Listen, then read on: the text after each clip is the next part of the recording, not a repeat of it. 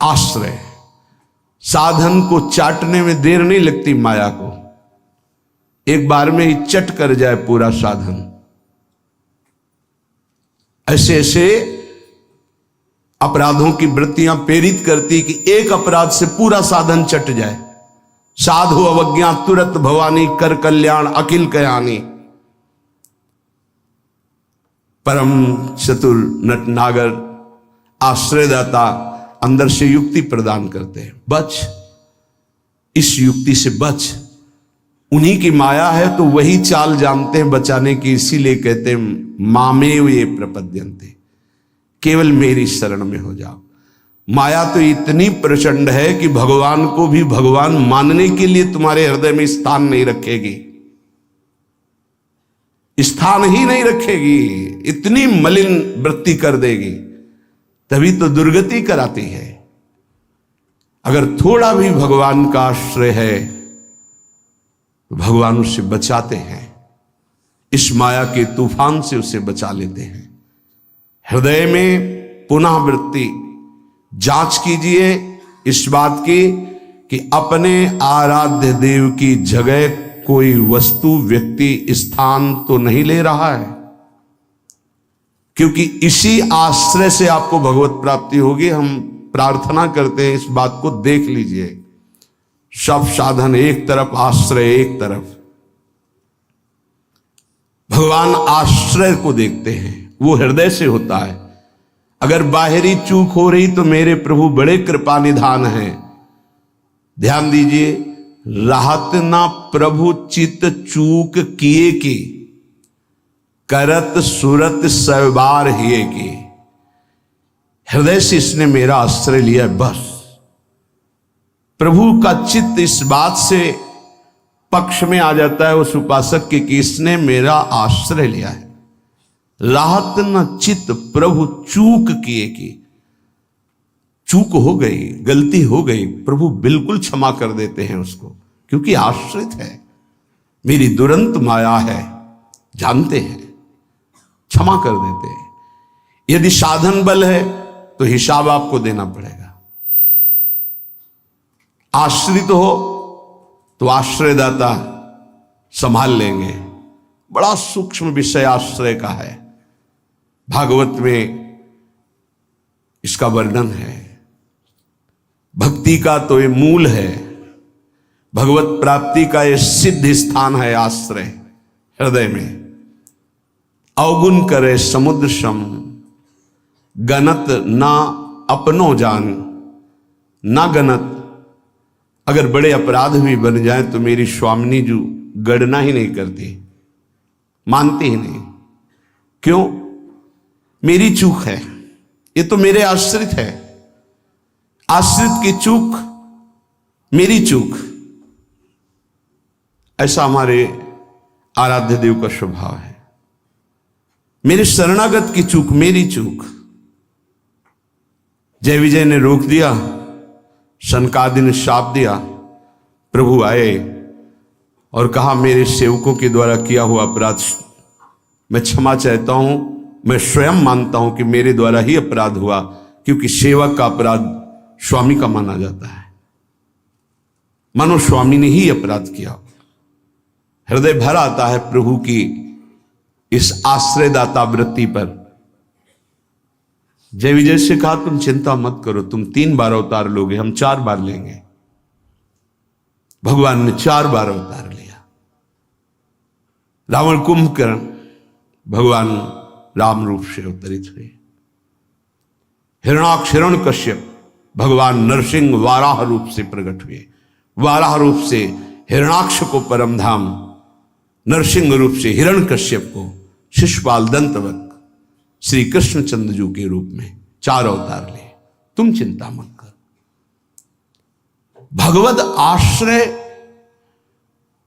गुरु कृपा का फल है। गुरुदेव कृपाल हुई, भगवद आश्रय दृढ़ हो गया। आश्रित मगन रहता है, अगला कदम कहां पड़ेगा उसको चिंता नहीं है, क्योंकि मेरे जीवन की डोर मेरे आश्रयदाता के हाथ में है। वो जिधर लगाम से खींचेंगे उधर ही इंद्रिय और बुद्धि ये सब उधर ही लग जाएंगे। नाथ आप देख लो, मैं आपकी शरण में हूं। बड़े बड़े महाभागवतों ने इसी आश्रय के बल पर मायावी नाना प्रकार के काम क्रोधात पर विजय प्राप्त की। ये बड़े मायावी, समझ में ही नहीं आता। अगर शत्रु शत्रु के रूप में आए तो समझ में आवे, लेकिन शत्रु परम मित्र के रूप में आ जाए तो समझना बड़ा मुश्किल होता है। शत्रु यदि रिश्ते नाते के रूप में आ जाए बड़ा कठिन होता है। तो मन बुद्धि का संबंध बहुत समय से देहाभिमान में है। देहाभिमान में ही ये सब छुपे हुए विकार बैठे हैं, पता नहीं चलता। ऐसा लगता है हम निर्विकार हो गए, पर विकार छुपे हुए सूक्ष्म रूप से रहते हैं, अवसर आने पर प्रबल हो जाते हैं। इसलिए उपासक आश्रय। देवर्षि नारद को प्रचंड माया का भगवान से प्रेरित होकर आक्रमण करना, मोहित हो जाना, बिल्कुल तन्मय हो जाना, पूरा प्रसंग में ध्यान से सूक्ष्मता से देखिए। वो कह रहे इस समय कोई साधन भजन नहीं होगा, बस मुझे ब्याह करना है।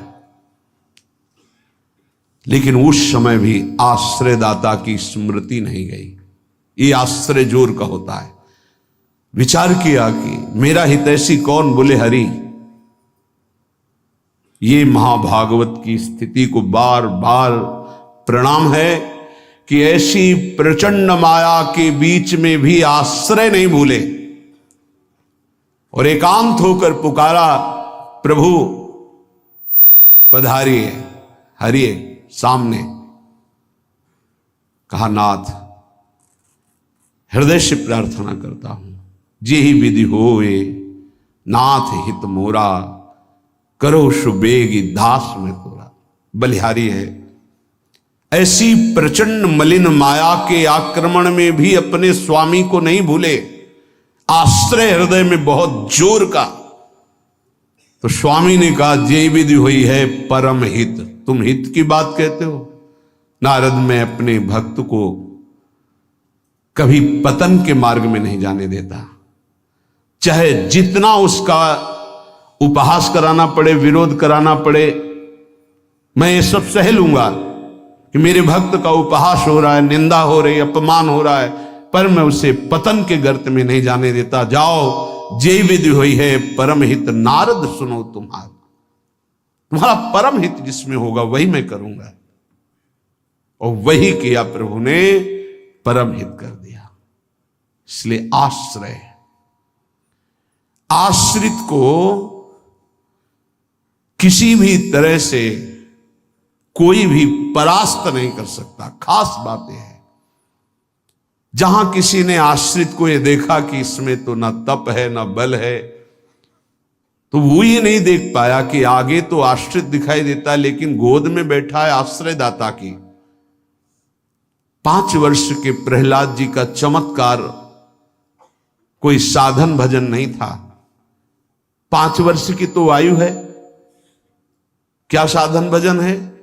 गुरुदेव देवर्षि नारद ने आश्रय पुष्ट करा दिया गर्भ से ही। इतना जोर का आश्रय है कि इतनी भयावह परिस्थितियां आने पर भी मन डगमगाया नहीं। मेरे हरि हैं ना, मेरे हरि हैं,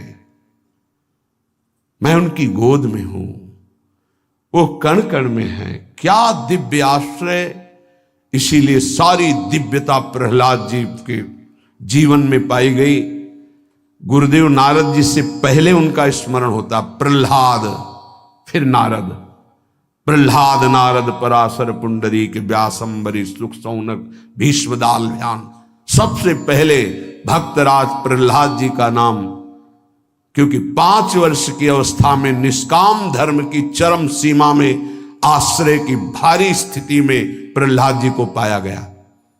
ध्रुव जी भी महाभागवत हैं, पर पहला नाम नहीं लिया गया क्योंकि उन्होंने अटल पदवी की आकांक्षा की।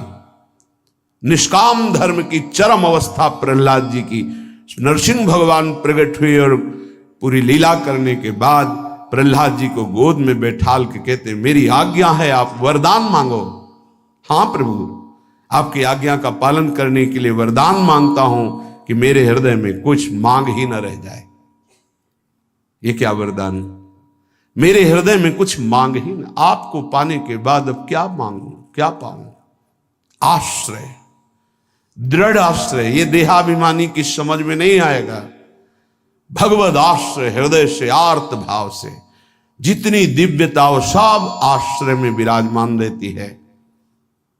इसलिए नाम आश्रय, धाम आश्रय, रूप आश्रय, लीला आश्रय, ये सब उसी परम आश्रय के खंभे हैं जिनके ऊपर प्रेम महल बनता है। इसी प्रेम महल में अद्भुत विलास और उसी में आपका प्रवेश, प्रेम विलास में। नाम रूप लीला धाम ये महल के खंभे हैं, प्रेम महल के। और आश्रय, दृढ़ आश्रय आराध्य देव का। कैसा दृढ़ आश्रय? यह जोरी अविचल वृंदावन, नाहिन आन सुकाज, नाहिन आन सुकाज, मेरे प्रिया प्रीतम, हमारे माई श्यामाजू को राज।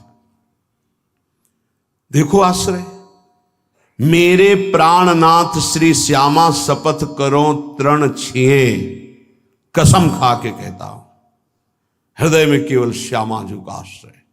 आचार्य चरण कह रहे, मेरी महारानी श्री राधा रानी, जाके बल में सब सो तोरी, नाहि नान सुकाज, शपथ करो तृण छिए, सब सो तोरी, लोक वेद कुल कानी, मेरी महारानी श्री राधा रानी। ये महान पुरुषों ने आश्रय को अपने हृदय की कृपा करके परिचय दिया, तब समझ। आश्रय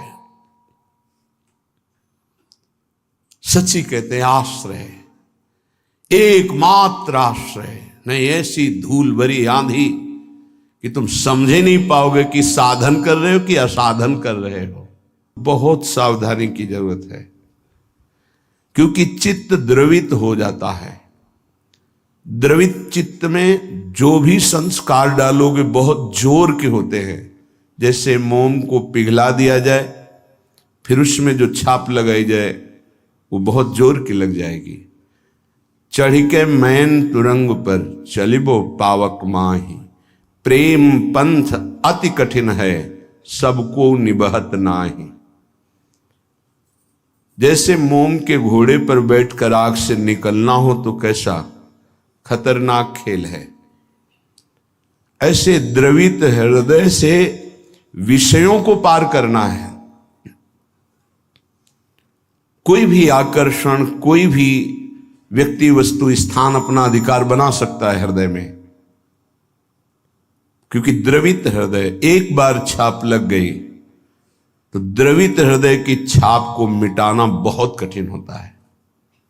इसीलिए उपासक को जब वो असावधान होकर विषय में फंस जाता है तो बहुत ही आसक्त चित्त पाया जाता है, क्योंकि वो निर्मल द्रवित हृदय का सीधे हृदय से प्यार करता है, वस्तु से, व्यक्ति से, स्थान से नहीं। तो हिरण कोई प्यार की वस्तु जिस प्रेम के कारण अपनी रानियों का, पुत्रों का, राज्य का, समाज का त्याग कर दिया, उस प्रेम के आगे हिरण क्या चीज था।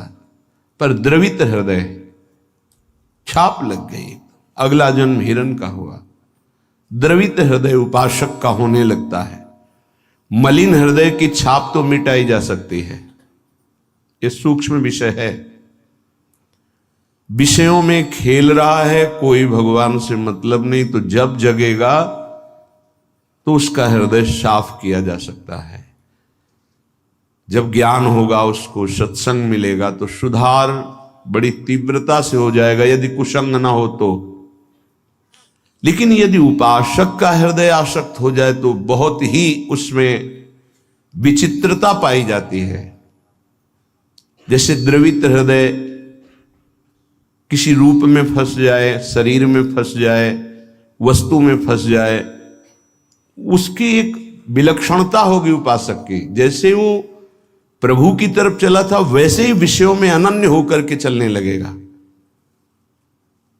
द्रवित हृदय बिल्वमंगल जी चिंतामणि में अत्यंत आसक्त, हटे, प्रभु में मन को लगाने की चेष्टा की, लगा, फिर वैसे ही एक नववधू को, फिर वैसे ही नवीन आसक्ति, अर्थात वो अभी हृदय से छाप मिटी नहीं थी। इसीलिए उन महापुरुष ने अपनी दोनों आंखों को ही विदा कर दिया। मेरे नाथ से तू फिर मुझे विमुख किया, अब संसार को देखूंगा ही नहीं। दोनों आंखें फोड़ ली। द्रवित हृदय अत्यंत आसक्ति, ये विषयी पुरुष नहीं कर सकते ऐसी आसक्ति, वो विषय में भी ऐसी आसक्ति नहीं कर सकते जैसी उपासक आसक्ति करेगा। इसलिए बहुत सावधान, उपासना के मार्ग में अपने आराध्य देव की जगह किसी को नहीं देनी चाहिए। उनकी जगह कोई है ही नहीं, समान ही नहीं, तो बढ़कर क्या है। पर सही मानिए हम अपने आराध्य देव से बढ़कर किसी को स्थान दे देते हैं, वो चाहे कोई शरीर हो, वस्तु हो, स्थान हो, कुछ भी हो। इसका परिचय यही कि अपने आराध्य देव के स्मरण का महत्व नहीं रहा, स्मरण छूट रहा है, स्मरण छूट गया और तुम राजी हो। तद स्मरणेन परम व्याकुलतेत, इसका मतलब तुमने अपने आराध्य देव से बढ़कर कुछ मान लिया। बड़ी मलिन बुद्धि है, बड़ा मलिन मन है। इष्ट कृपा, गुरुदेव कृपा अवसर आता है मुक्त होने का। इंद्रियों को संयम में कर कर प्रेम समुद्र में डूबने का, पर धिक्कार है ऐसे मन को, ऐसी बुद्धि को जो पुनः मलिन भोगों में फंसा देती है, मलिन संसार के राग में फंसा देती है। विचार करो, कोई भी उपासक जब गृह त्याग करता है वास्तविक भगवत लक्ष्य करके, तो कितनी सामर्थ्य उसके हृदय में भगवान देते हैं कि माता के चरणों का राग, पिता के दुलार का राग, परिवार के राग को स्वाहा करके, शरीर के राग को पता नहीं भोजन मिलेगा कि नहीं, व्यवस्था होगी कि नहीं, कोई पीटेगा, अपमान करेगा तो सह लेंगे, हर कष्ट सह लेंगे, पर प्रभु को प्राप्त करेंगे।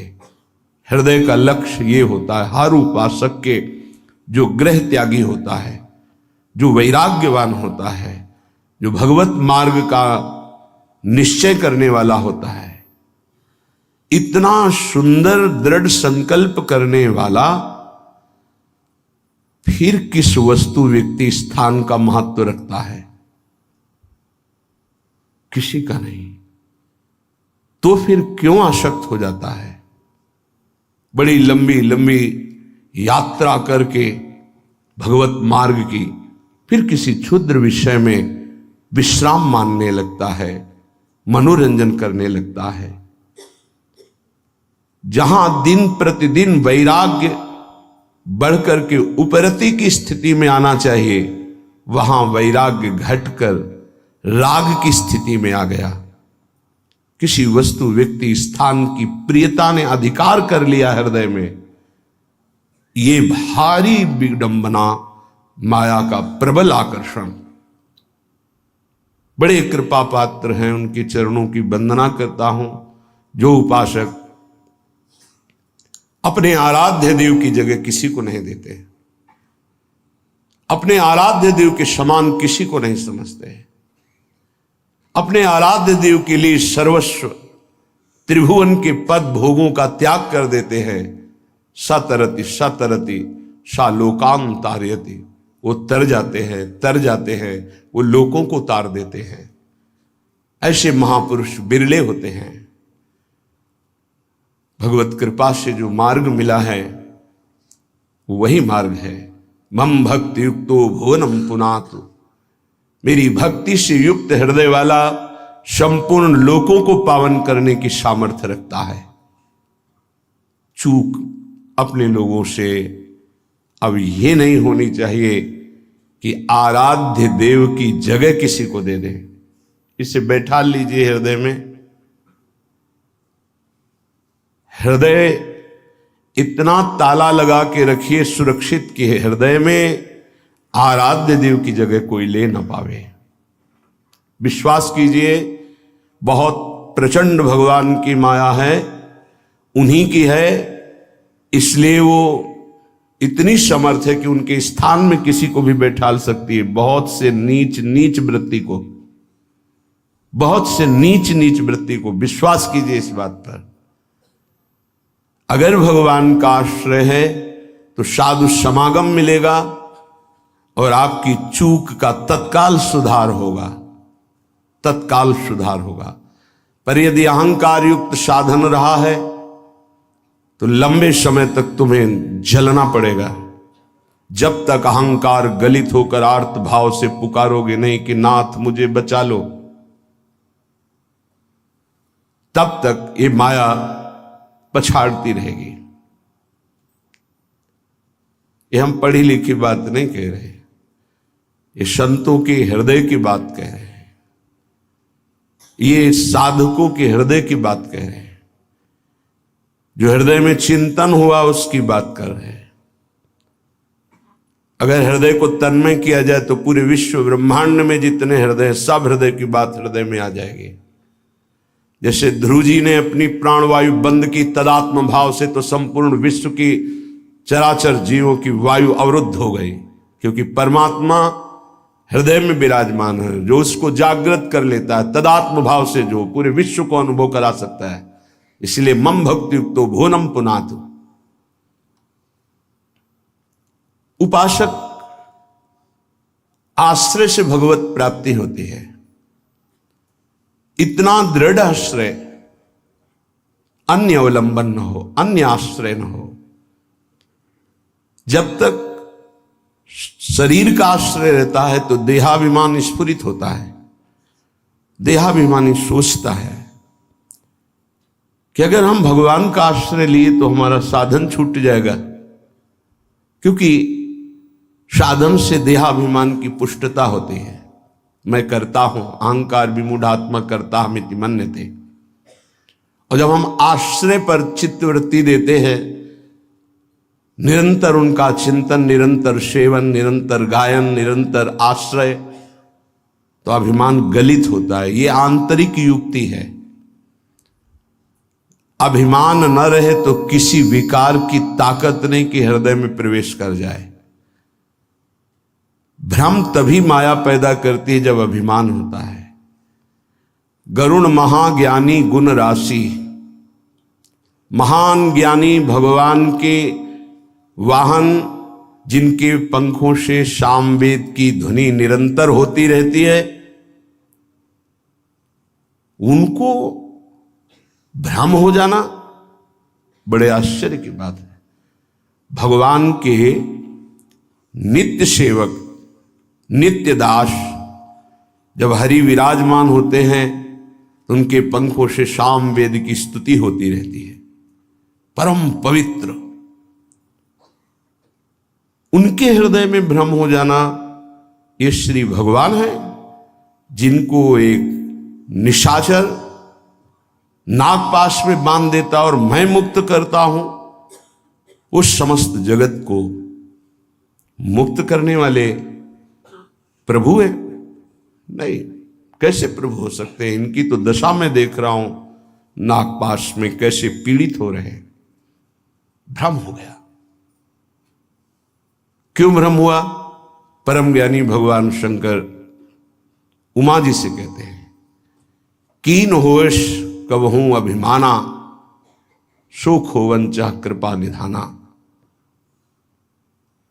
मैंने भगवान की कृपा से जान लिया कि गरुण जैसे महापुरुष को जो भ्रम हो गया, व्याकुलता हो रही है, इनका चिंतन बदल गया। इसका मतलब इन्होंने कहीं अभिमान किया, उसी को खोना चाहते हैं प्रभु, इसीलिए इनको भ्रम हो गया। नहीं तो ये तो महान परम बंदनी भगवान के पार्षद है, इनको भ्रम कैसे हो सकता है? सोचो, इतनी ऊंचाई तक माया अपना दांव चाल चल सकती, तो हम आप क्या चीज हैं? दैन्य, दैन्य होकर के, भगवद आश्रित होकर के फिर जो नाम जप करना, वाणी गायन करना, परिक्रमा लगाना और जो साधन है, ये कृपा से देखा जाता है। इसमें अहम नहीं होता, मैंने किया, मैं ऐसा नियम लिए हूं, मैं ऐसा संकल्प किए हूं, मैं करता हूं। नहीं, मेरे स्वामी, मेरे आराध्य देव मुझसे नाम जपवा रहे, परिक्रमा लगवा रहे, धाम वास करवा रहे, किंचन मात्र अहम नहीं। जब अपने में गुणों का चिंतन हो और दूसरों में कमी का चिंतन हो तो जान लेना चाहिए पतन का अवसर आ गया है। अब आपको ठोकर लगेगी, गिरना पड़ेगा आपको। सावधान हो जाओ, पुकारो प्रभु से, प्रभु बचा लो, अहंकार आ गया। बहुत घातक, बहुत घातक।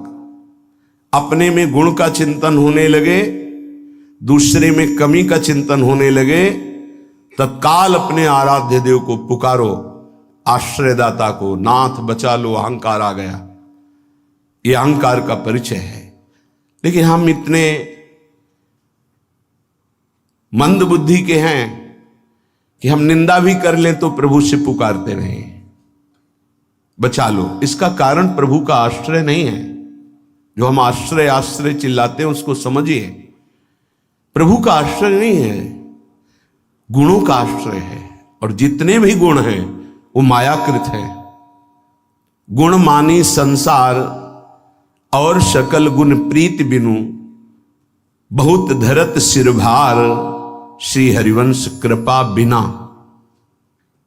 बिना आचार्य कृपा के, गुरु कृपा के, गुणाभिमान हृदय में होता, उसी का संसार सम्मान करता है। तो बोले प्रीति के बिना सब व्यर्थ है।